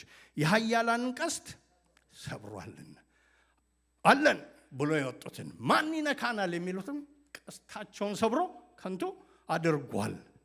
በሌላው አንጻር ደግሞ ደካሞችን በኃይል የሚገርም ነው። እግዚአብሔር የተገላቢጦሽ ነገር የሚያደርግ አምላክ ነው እያለች ነው። ኢየሱስ ጌታ ነው። የኃያላንን ቀስት ሰብረሃል። ደካሞች በኃይል ጠግቦ የነበሩ እንጀራ አጡ፣ ተርቦ የነበሩ ከራብ አርፈዋል። አንተ በዙፋን ላይ ስላየን፣ ዳኛ ስለሆንክ፣ የምትመዝን የምትሰማ ስለሆንክ አርፈዋል። መካኒቱ 7 ትወልዳለች፣ ብዙም የወለደችው ደክማለች። ምክንያቱም ምንድን ነው? እግዚአብሔር የበላይ ገዢ ነው። ሲፈልግ ይገላል፣ ሲፈልግ ያድናል፣ ሲፈልግ ወደ ሲኦል ያወጣል ያወርዳል፣ ሲፈልግ ተው የሚለው፣ አትስራ የሚለው፣ አትንካ የሚለው የለም። በማንነቱ ሙሉ ነው። በጥበቡ ደግሞ የሚመስለው የለም። በጉልበቱም የሚስተካከለው የለም። እሱ ምንድነው ትላለች? ገዢ ነው። ሴሎ ተመላልሻለሁ ብዙ ዘመን። ሰዎች ሁሉ አይተው ይበቃሻል ብለውኝ ነበር። ግን ያንን መሻር የቻልክ አንተ ብቻ ነህ። መግደል፣ ማንጻት፣ መስጠት፣ መዝጋት የምትችል እግዚአብሔር ድሃ ያደርጋል፣ ባለጠጋም ያደርጋል፣ ያዋርዳል፣ ከፍ ከፍ ያደርጋል። ከሕዝቡ መኳንንት ጋር ያስቀመጣቸው ዘንድ የክብርንም ዙፋን ያወርሳቸው ዘንድ ችግረኞችን ከመሬት ምስኪኑንም ከፋንድያ ያስነሳል። ይህም ብቻ አይደለም ትላለች። የምድር መሰረቶች፣ ፒላሮች፣ ምድር የቆመበት ኢዮብን የጠየቀውን ነው እዚህ የምታወራው ማለት ነው። እነሱ የማን ናቸው? የእግዚአብሔር ናቸው። አስቡ እንግዲህ ፒላሮች ማለት ምድር ያለችበት። ፒላሩን ከወሰደ ምን ይሆናል? ምድር የለም ማለት ነው። መቆሚያው የሁሉ ነገር አንተ ነህ። ይሄ ደግሞ ገብቶኛል። በእነርሱ ላይ ዓለምን አደረገ ይላል ትላለች ማለት ነው። ይሄ እግዚአብሔር የቅዱሳንን እግር ይጠብቃል፣ ኃጥእ ግን ዝም ብሎ በጨለማ ይቀመጣል። ሰው በኃይሉ አይበረታምና ከእግዚአብሔር ጋር የሚጣሉ ይደቃሉ። ከሰማይ ያንጎደጉድባቸዋል፣ እስከ ምድር ዳርቻ ደግሞ ይፈርዳል። ይህም ብቻ አይደለም፣ እሱ ለሚሾመው ለንጉሱ ሕዝቡን ለሚመራበት ደግሞ ኃይልን ያስታጥቃል፣ ቀንዱን ከፍ ከፍ ያደርጋል። ጌታ የተባረከ ይሁን። እዚህ ያለችውን በዚህ መንገድ ሰመራይዝ ላደርግላችሁ። ማን ነው እግዚአብሔር ስትባል እና የሁሉ ገዢ ነው፣ የበላይ ገዢ። ገዢ ደግሞ ይሄ ብሩት ፎርስ ያለው ዝም ብሎ አብራብትሊ ለፈለገው እንደሚያደርግ ሳይሆን በጥበብ የተሞላ ስራው ምን ያደርጋል? ይመዝናል። ሂዝ ጀስት እያለች ነው ማለት ነው። ፍናና አበሳጭታለች ብሎ ሀና ለምናለች ብሎ ብቻ የሚያደርግ አይደለም። ሁሉንም እየመዘነ የሚያካሄድ የበላይ ገዢ ነው። እሱ በኃይሉና በጥበቡ ደግሞ የሚሰራው ማንም ሊከለክለው አይችልም። መቆየት ቢሆን መውደቅ ቢሆን መነሳት ቢሆን የፈለገ ነገር ቢሆን ሊከለክለው አይችልም። ይሁን ሲል ይሆናል፣ አይሁን ካለም አይሆንም። አምላኬ ማን ነው? እሱ ነው ትላለች ማለት። ክብር ለአምላካችን ይሁን። አይቼዋለሁ፣ እናንተ አትነግሩኝም። በቱርጁማን አይደለም፣ ውዬ አንኳኩቼ ፊቱን ፈልጌ ሴሎ ላይ ተነጋግሬ ገልጦልኝ አይቼዋለሁ። አምላኬ ማን ነው? እንዲህ ነው ትልና ለሱ እንደዚህ ብላ ከተናገረች በኋላ ለሰዎች ደግሞ ተመልሳ አትታበዩ፣ በኩራትም አትናገሩ። ይህም ብቻ አይደለም፣ ምን ትላለች? ሰው በኃይሉ አይበረታም። ይህም ብቻ አይደለም፣ ከእግዚአብሔር የሚጣሉ ምን ይሆናሉ? ይለቃሉ። ተው። በትዕቢት አትናገሩ፣ በእንቢተኝነት አትመላለሱ። እርሱ ኃያል ነው። እናንተ ዛሬ ኃያል ነን ብትሉ፣ አለን ብትሉ፣ አንቱ ብትባሉ ነገ ባዶ የሆኑትን አውጥቶ እናንተ ባዶ የምትሆኑበት ጊዜ ይመጣል። ስለዚህ ካላችሁ ነገር ይልቅ እግዚአብሔርን ፍሩ። ካላችሁ ነገር ይልቅ እግዚአብሔርን አክብሩ። ዋው! ሰባኪ ሆነች ሴትዮዋ። ስትመጣ ሴሎ እንዴት ነበረች? ያዘነች፣ የጎደላት ግን የነበራት አንድ ነገር ነበረ። እሱ ምንድን ነው? እንዳለች ሆና ጌታን የፈለገች፣ ፊቱን የፈለገች፣ ስራውን የፈለገች፣ ማየት የፈለገች ነበረች። እነዛ እንዳሉ ተመለሱ። እሷ በመገለጥ ብዛት፣ በመታዘዝ ብዛት፣ በአገልግሎት ብዛት ተመለሰች። አገልግሎቷ እስከምን ሆነ? ተጽፎ የሚነበብ የሚተረክ፣ በዘመናት መካከል ሰዎች እግዚአብሔርን የሚያመሰግኑበት። ጌታ እንደዛ ያርግልን። ይገርማል። ይሄ ብቻ አይደለም። ከዚህ በኋላ አላቆመችም። ምዕራፍ 2 ላይ ወደ ታች ስትሄዱ ስታዩ አገልግሎቷን ቀጠለች። በየዓመቱ አሁንም ምን ያደርጋሉ? እስቲ በሉልኝ። ሴሎ ይመጣሉ። ተቀብለናል ብሎ አረሳችሁም ብሎ አልሄዱም። በቃን we are done finished ብሎ አልሄዱም። ይሄን ጉዳያችን አልቋል፣ በቤታችን እናመልከው። አሁን ስንት ነን? ፍናና አላት፣ ሐናም ልጆች ይኖሯታል። በቃ የራሳችን ቸርች መሆን እንችላለን። እንክፈት ቸርች በሰፈራችን። ሴሎን እናቋቁም አላሉም። ስፍራችን የት ነው? ስሙ የሚጠራበት የሚገኝበት፣ ህብረት አድርገው ቅዱሳን የሚሄዱበት። በዛን በየዓመቱ ሄዳል። የተለየው ነገር ደግሞ ምን መሰላችሁ? ሄዳችሁ አንብቡ። በየዓመቱ ስትመጣ የሳሙኤልን አገልግሎት ትደግፍ ነበር። ኢየሱስ ጌታ ነው። ትመጣል፣ በቤቱ እስከ ዘላለም ይኖራል፣ የሱ ይሆናል ብላ ነግራ ነበር አይደል? ሙሉ ልብ አላት፣ ከዛ ወዴትም እንደማይሄድ። ስለዚህ በመጣች ቁጥር አልባሳት ይዛለት ትመጣለች። የሚያስፈልገውን ነገር ላንብብላችሁ። አታምኑኝም? ፊቴን እንደዚህ ያደረገች አይነት ፌስ ታሳዩኛላችሁ ማለት ነው። ቁጥር 18 ላይ ሳሙኤልም ገና ብላቴና ሳለ የበፍታ ኤፋድ ለብሶ በእግዚአብሔር ፊት ያገለግል ነበር። እናቱም ታናሽ መደረቢያ ሰራችለት ይልና እችን ቃል በጣም ወደድኳት ሰሞኑን። በየዓመቱም መስዋዕት ለመሰዋት ከባሏ ጋር ስትመጣ ታመጣለት ነበር። አያችሁ፣ ልክ እናቱ ሙሴ ሲወለድ ውብ እንደሆነ የተለየ እንደሆነ አየች እና ሸሸገችው ይላል አይደል? እሷም ደግሞ በዚህ በሳሙኤል የሆነ ነገር አየች። እስራኤልን የሚመልስ መሆኑን አየች። እነ ኤልና ልጆቿ እንደዛ ሲያደርጉ የእግዚአብሔር ማንነት እንደሚሸከም አየች። ትንሽ ነው ግን ለጌታ የተሰጠ ነው፣ ያድጋል በቤቱ ብላ ምን ታደርጋለች? ታግዘዋለች። በርታ፣ ለመጪው ዓመት እመጣለሁ፣ የሚያስፈልገን አመጣለሁ፣ አንተ ብቻ በጌታ ፊት ምን አድርግ? አገልግል። ኢየሱስ ጌታ ነው። ይሄ እንዲህ ባለ የተባለው ልጅ ከምዕራፍ 3 ጀምሮ ስታየው ኤሊ ቁጭ ብሎ እያለ መገለጥ የሚመጣለት በእስራኤል ከዛ በፊት በኤሊ ዘመን የእግዚአብሔር ቃል ብርቅ ነው በተባለበት ሳሙኤል መናገር ሲጀምር ጠብ ከአፉ የሚወጣ ቃል ጠብ የማይልበት ሰው ሆኖ ወጣ። አንድ ቀን ሴሎ ሲመጣ በነበረው ዝንባሌ ይሄ ሆነ። ጌታ የተመሰገነ ይሁን። እንዲህ ነው ለእኛ ጥያቄው። እኛስ ወደ ጌታ ፊት ወደ ቤቱ በጸሎት ይሁን በአገልግሎት በልመና ይሁን ስንመጣ የሚኖረን አቲቲዩድ ምንድን ነው? እንደው በልመና እንኳን ሽቁጥቁጥ ማለታችን የሚቀር አይመስለኝም። ግን ያለ ልመና ነገር ሞልቶ ተሳክቶ ተገጣጥሞ ጤና ሆኖ ንብረት ሆኖ ስራ ሆኖ ስንመጣ እንዴት ነው የምንመጣው? እንደ ፍናና፣ እንደ ሕልቃና፣ እንደ ኤሊ ወይስ እንደ ሐና? ዘመናችን በሙሉ ወደ ጌታ ፊት ስንቀርብ እንደ ሐና ይሁንልን። አያችሁ ዛሬ እሷን በእጦት የመጣችበትን ያየ ነው። ሌላ ቦታ ብንሄድ ደግሞ በብዛት በማግኘት ደግሞ በዚሁ አቲቲዩድ ወደ ጌታ የሚመጡ አሉ። ያላቸውን ሁሉ ያቺ በአዲስ ኪዳን ያላትን ሁሉ ትዳር ጣለች የተባለች ወደ ጌታ ፊት የመጣችው በዛ አቲቲዩድ ነው። እቤት አማራ መቅረት ትችል ነበር። ሳትሰጠኝ ምን እሰጥሃለሁ ልትለው ትችል ነበር። ይሄ ደግሞ ስለ ገንዘብ ብቻ አይደለም፣ ስለ ጊዜ ሊሆን ይችላል፣ ስለምናካፍለው፣ ሰውን ስለምንጎበኘው ብዙ ነገር ነው። በጌታ ቤት ስለምንገኘው ሁሉ ነገር ሊሆን ይችላል።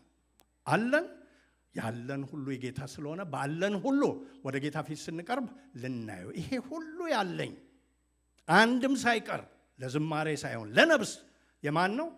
ያንተን የምንልበት ህይወት ይሆንልን። አንድ ጊዜ በሚድል ኤጅስ ክሩሴድ የሚባል ነገር ታውቃላችሁ አይደል? ክሩሴድ የሚባለው ቸርች ወታደር አዘጋጅታ እስራኤልን ወስዳለሁ እያለች ውጊያ ያደረገችበት ዘመን ነበርና ሄደው ይገላሉ። ስለዚህ አዳዲስ ሰዎች ጌታን ተቀብለው ሲጠመቁ ቀኝ እጃቸውን እሺ አይሉም፣ ውሃ ውስጥ አይከቱም። አስቡ እንግዲህ ገብተው ሲወጡ ቀኝ እጅ ውጪ ነው ያለው። ኧረ ክተት ሲባል ምን ይላሉ? እቺ የምገልባት እጅ ናት ይላሉ። ጌታ እንደዛ አይነት ነገርን ከኛ ያርቅ። አያችሁ ይሄን እሰጥሃለሁ፣ እሁድ ነው እሰጥሃለሁ፣ ምናምን ነው እሰጥሃለሁ ምናምን። ጌታ ግን የሚለው ምንድን ነው? ልጄ ሆይ ልብህን እስቲ በሉ፣ ልጄ ሆይ ልብህን ስጠኝ፣ አይኖችም መንገዴን ይውደዱ። ልብ ስንሰጠው እንደ ሐና ይሄ ይሆናል። ልባችንን ስንነሳው እንደ ፍናና እንዲሁ እንመላለሳለን። ልብሳችን ሊያምር ይችላል፣ ነገራችን ከሌ ምናምን ልንል እንችላለን ያለን ቆጥረን። ግን አምናም ፍናና፣ ዘንድሮም ፍናና፣ ነገም ፍናና። ለውጥ ከፈለግን ግን ቢኖረንም ባይኖረንም እንደማን ሆነን እንምጣ? እንደ ሐና። ያንን ሆነን ስንመጣ ጌታን በማየት ላይ ማየትን እንጨምራለን። በማየት ላይ ማየትን ስንጨምር ደግሞ ስለ ሰው፣ ስለ ራሳችን፣ ስለ እግዚአብሔር ያለን ግንዛቤ እየጨመረ ይሄዳል። አገልግሎታችንም ሰው ብሎን ሳይሆን ከእግዚአብሔርን ከማየት የመነጨ ሞተር ገብቶበት ተው ብንባል የማንተው፣ አቁም ብንባል የማናቆም እንሆናለን። አሜን ነው። ክብር ለአምላካችን ይሁን። ቆመን እንጸልያለን ጌታን እየባረከ